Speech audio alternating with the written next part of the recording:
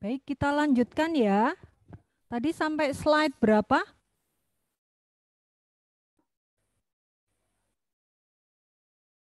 Sampai sini ya. Suara saya terdengar nggak? Terdengar, Bu.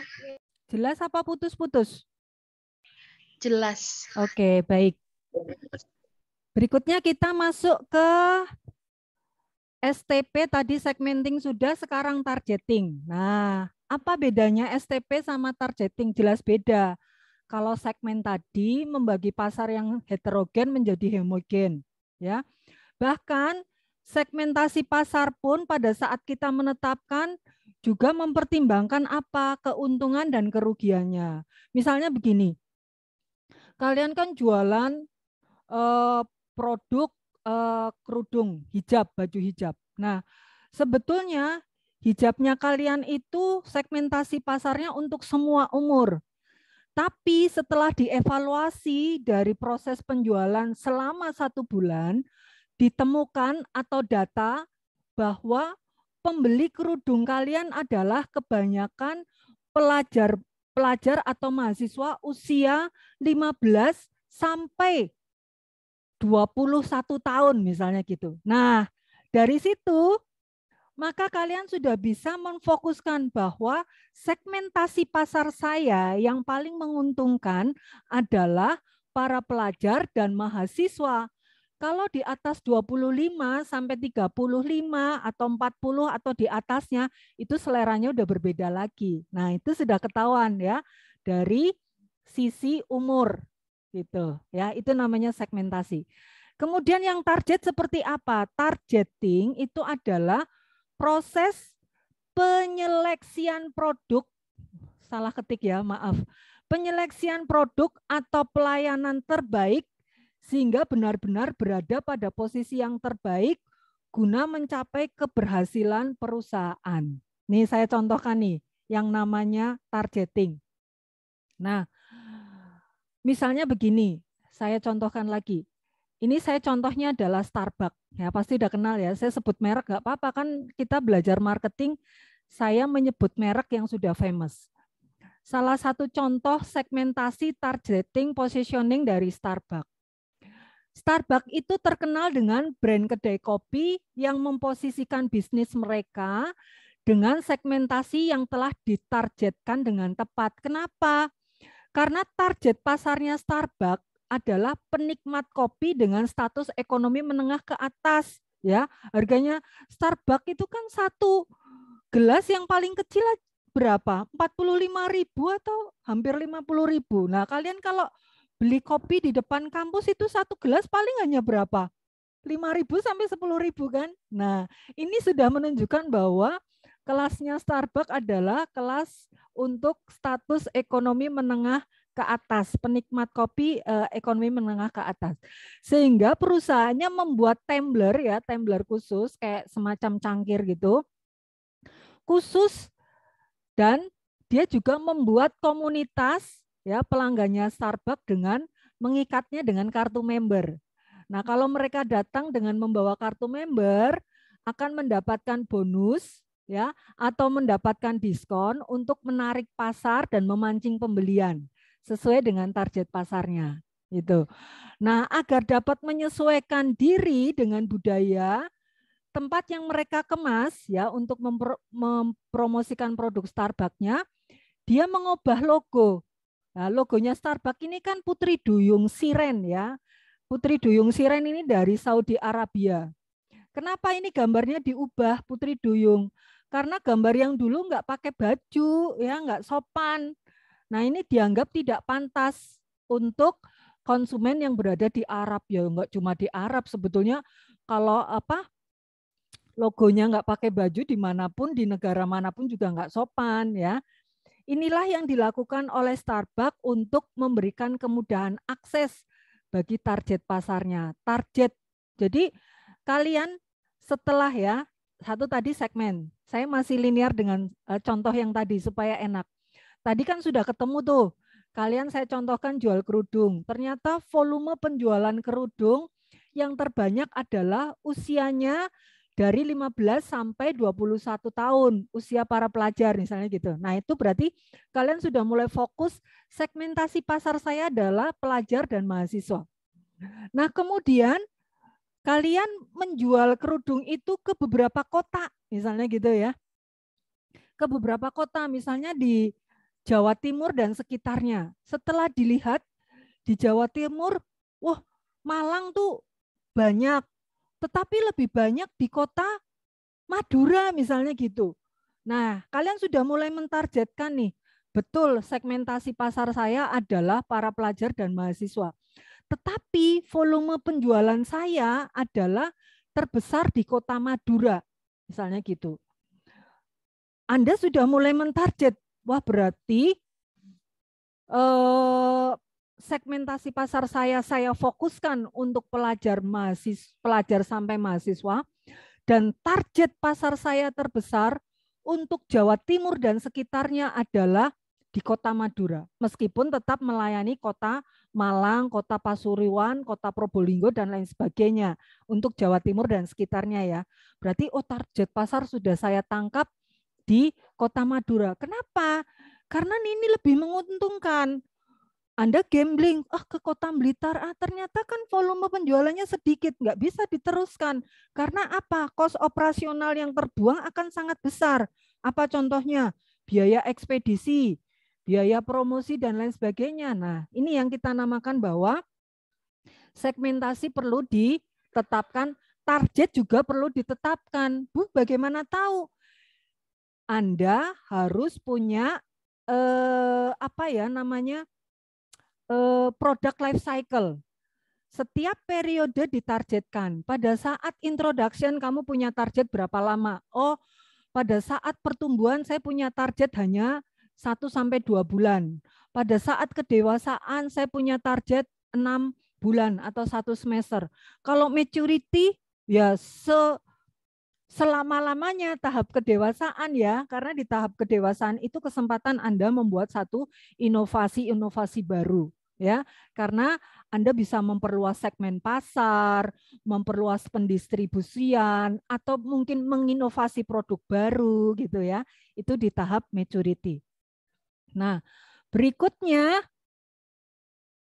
ini adalah 5 pola penyeleksi target pasar sasaran. Ada 5 pola. Yang pertama, single segment concentration.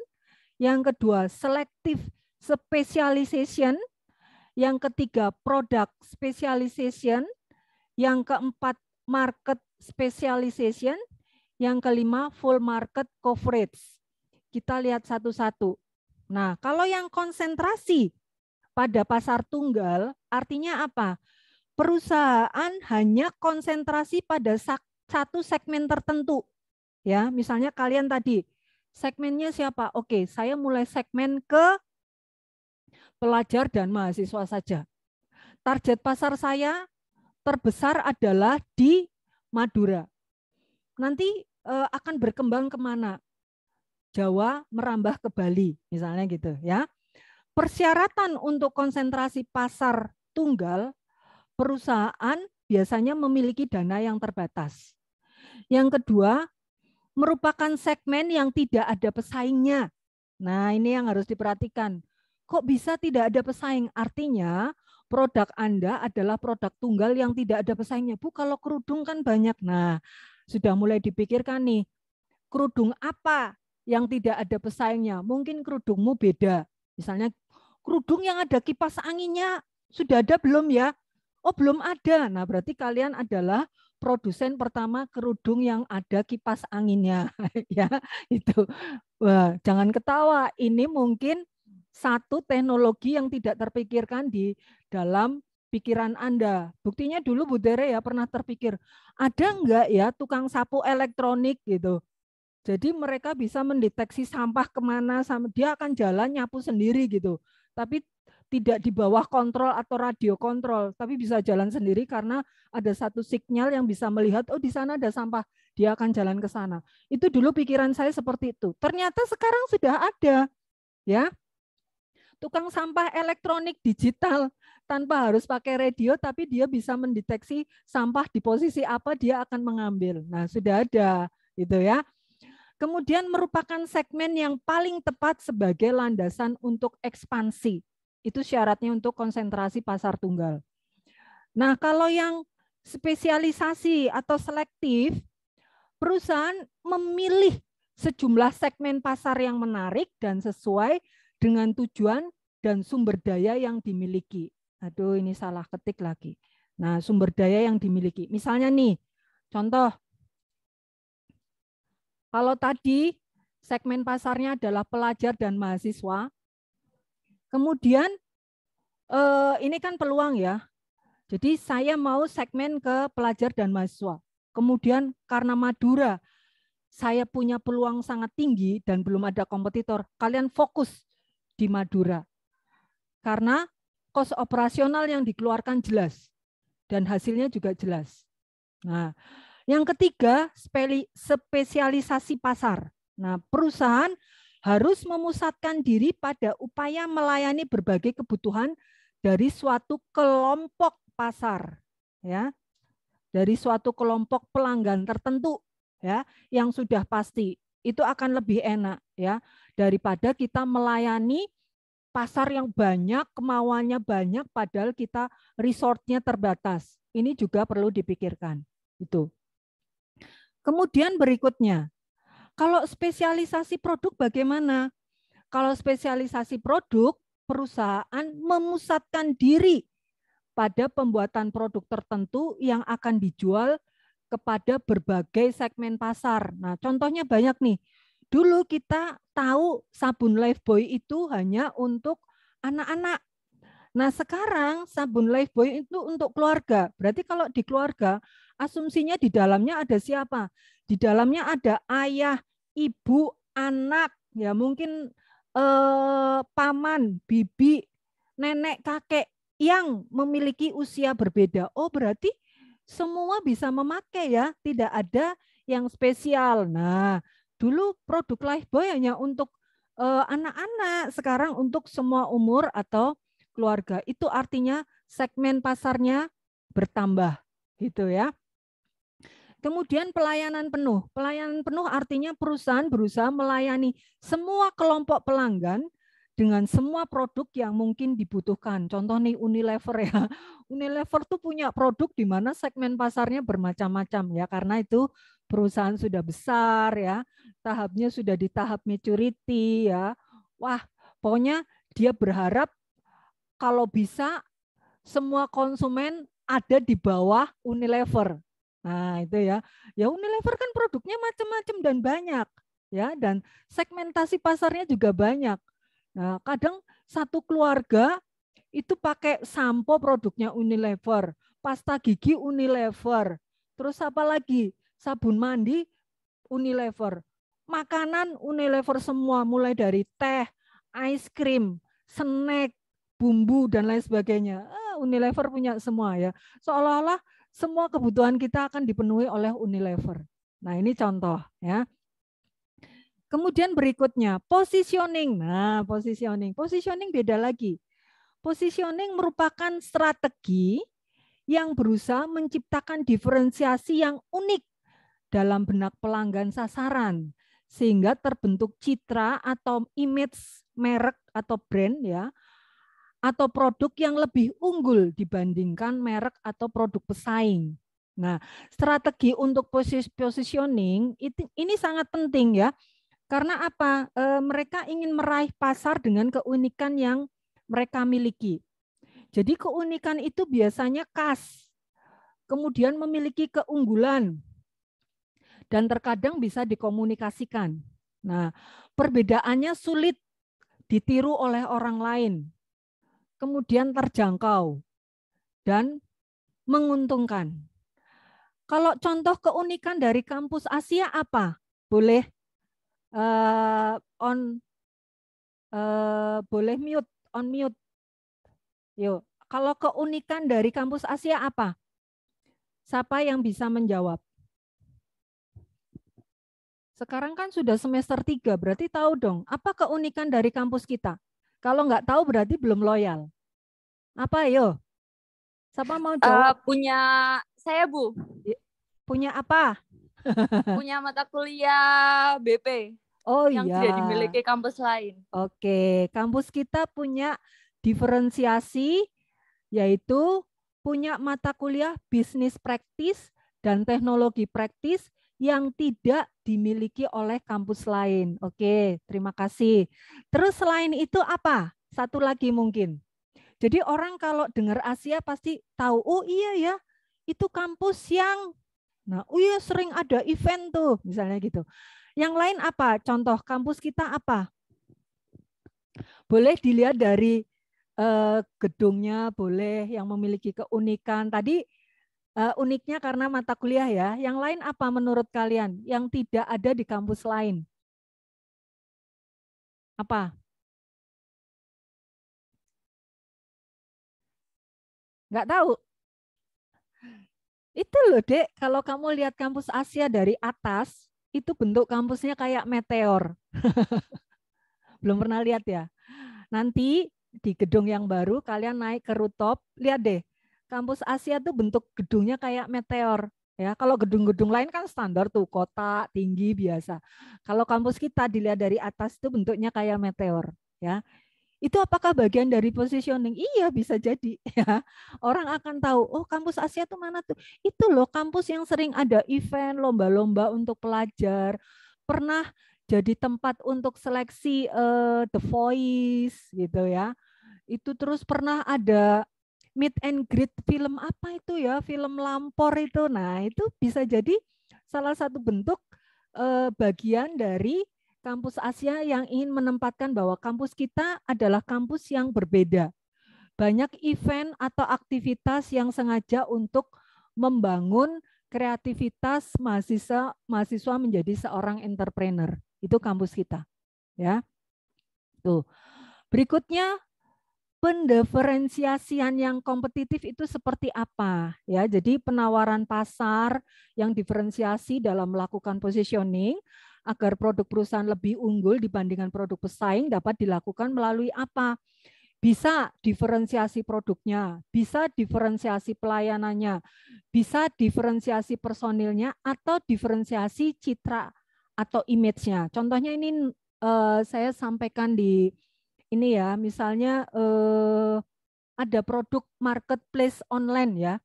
Saya lupa tuh punyanya siapa, punyanya Shopee, Lazada atau apa saya lupa ya. Oh dulu ada marketplace online namanya mataharimall.com. Nah, mataharimall.com itu salah satu marketplace online yang punya servis atau pelayanan berbeda dengan marketplace online lain. Apa itu? Jadi dia tuh punya servis O2O. O2O itu artinya online offline. Jadi misalnya kalian posisi bertransaksi di Kota Malang, ya. Misalnya beli apa nih? Beli celana jeans di mataharimall.com, tapi pada waktu itu bertransaksi di Kota Malang. Nah, barangnya minta dikirim di Jakarta. Nah, kenapa? Iya, pas itu saya lagi liburan di Jakarta. Jadi minta tolong barangnya dikirim di Jakarta. Nah, setelah sampai di Jakarta, ternyata celana jeansmu itu kekecilan. Aduh, nggak bisa dipakai dong. Nah, kalau marketplace online yang sekarang kan boleh dicoba tuh dalam waktu durasi 10 atau 15 menit boleh dicoba dulu. Kalau nggak sesuai boleh dikembalikan. Ada yang seperti itu. Atau boleh juga dikembalikan lewat ekspedisi. Ada yang seperti itu juga. Tidak dikembalikan ke ojolnya itu. Nah kalau mataharimall.com itu beda lagi. Barang itu boleh ditukar di Matahari Dep Store yang berada di kota pada saat Anda berada. Ya, tadi pesennya di Malang. Barangnya dikirim di Jakarta. Sampai di Jakarta ternyata nggak cukup. Anda boleh tukar di Matahari Mall Dep Store atau Matahari Dep Store di Jakarta, yang ada di Jakarta boleh gitu, asal membawa bukti yang jelas. Nah itu marketplace yang memiliki pelayanan yang berbeda dengan marketplace online lain. Pada saat itu ya saya nggak tahu saat ini masih ada atau enggak. Nah jadi positioning itu biasanya lebih pada apa yang unik, apa yang berbeda, sehingga membangun brand image bagi produk tersebut atau bagi jasa tersebut. Nah, itu yang namanya positioning. Ya, orang akan ingat karena apa? Oh iya, produknya itu loh ya, yang kemasannya unik, aneh. Nah, contoh nih misalnya Kinder Joy tahu ya, coklat yang berbentuk telur. Nah, padahal bentuknya telur gendut gitu. Setelah dibuka, ternyata coklatnya cuma sak kelereng. Terus di dalamnya ada kayak semacam mainan edukasi ya untuk anak-anak. Nah, ini kan unik juga. Di mana-mana yang namanya coklat kan pasti kotak ya, bulat biasa. Nah, Kinder Joy beda. Bahkan coklatnya tuh ada 2 jenis. Coklat yang di packaging untuk cewek dan untuk cowok, anak kecil perempuan dan anak kecil laki-laki. Yang laki-laki kalau nggak salah warnanya orange. Yang perempuan saya lupa ya, ada semi-semi pinknya gitu. Soalnya kan biasanya tuh ditaruh kalau di Alfamart atau Indomaret sengaja kan Kinder Joy ditaruh di dekat kasir biar anak-anak melirik langsung minta beli. Nah, itu kan coklat yang mahal menurut saya. Padahal coklatnya kecil ya. Tapi di dalamnya ada mainan edukasi ya, itu yang mungkin anak-anak suka gitu. Nah, ini kan sesuatu yang unik. Nah, itu kita namakan positioning dari Kinder Joy berhasil. Ya. Oke, materi saya tentang STP sampai di sini. Nah, kenapa ini saya berikan kepada teman-teman? Karena tugas analisis produk yang kemarin masih berlanjut ya. Masih berlanjut artinya silahkan analisis berikutnya menuju ke STP-nya. Jadi misalnya produk Anda apa? Saya sebut merek. Produk saya teh botol sosro. Cari teh botol sosro, siapa segmentasi pasarnya, targetnya bagaimana, dan positioningnya bagaimana. Dibuat dalam bentuk PowerPoint, maksimal 10 slide, nanti kita akan presentasikan sebagai bahan untuk penilaian ujian akhir saya. Ya, jelas ya? Tugas saya adalah menganalisis produk lanjutan, yang kemarin kan menganalisis marketing mix-nya. Sekarang menganalisis segmentasi, targeting, dan positioning dari produk tersebut. Oke, ada pertanyaan enggak? Kalau tidak ada pertanyaan, saya tutup. S2, jangan lupa presensi yang hadir pada siang hari ini, berikan Bu Tere. Iya, Bu. Oke ya, jelas ya tugasnya ya. Baik, kalau tidak ada pertanyaan enggak? Ya, materi hari ini, segmentasi, targeting, positioning akan saya upload di YouTube. Kemudian silahkan berkomentar, dan tugasnya dari Bu Tere, waktunya 2 minggu dari sekarang. Jadi buat yang baik. Yang utama sih PPT-nya tuh bukan ketikan penjelasan ya, lebih pada kata kunci untuk bisa Anda mempresentasikan dengan baik. Karena selama ini presentasinya banyak yang baca, ya. Presentasi itu hanya kata-kata kunci yang membantu Anda untuk menyampaikan narasi pada saat presentasi, bukan membaca, ya. Nanti eksplorasinya bisa dibuat pada saat presentasi. Oke, sampai di sini dulu pertemuan kita. Tugasnya 2 minggu. Nanti tolong remind saya buka slot di Google Classroom. Ya, oke ya. Minggu depan kita offline, nanti saya kabari dulu perkembangannya. Ya, karena ini beberapa teman Anda ada yang belum bisa atau tidak diizinkan untuk kuliah offline, jadi terpaksa saya online dulu daripada tidak kuliah. Ya, oke. Baik, terima kasih teman-teman. Sampai jumpa. Terima kasih Bu Tere. Ya, sama-sama. Terima kasih, Bu. Ya. Terima kasih, Bu.